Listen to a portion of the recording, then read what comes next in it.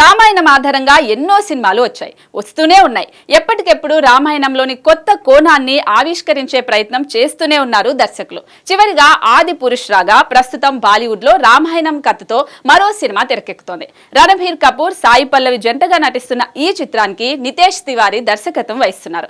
నమిత్ మల్హోత్రా నిర్మిస్తున్నారు. Kannada star hero Yash సహ నిర్మాతగా వ్యవహరిస్తున్నారు. ఇటీవలే ఈ సినిమా షూటింగ్ ముంబైలో మొదలైంది. ఆన్ సెట్స్ నుంచి రణబీర్, సాయి పల్లవి ఫోటోలు కూడా లీక్ అయ్యాయి. అయితే ఈ సినిమాను భారీ బడ్జెట్ తో నిర్మిస్తారని ముందు నుంచి ప్రచారంలో ఉంది.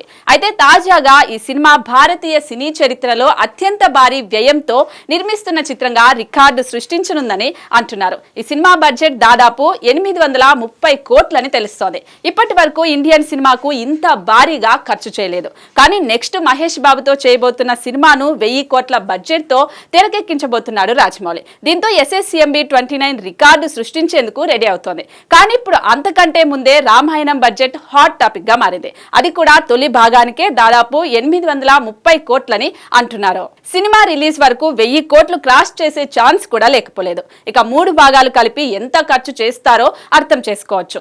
అత్యున్నత సాంకేతిక హంగులతో విజువల్ ఫీస్ట్ గా ఈ సినిమాను రూపొందిస్తున్నారు. మరి ఈసారి రామాయణం ఎలా ఉంటుందో చూడాలి.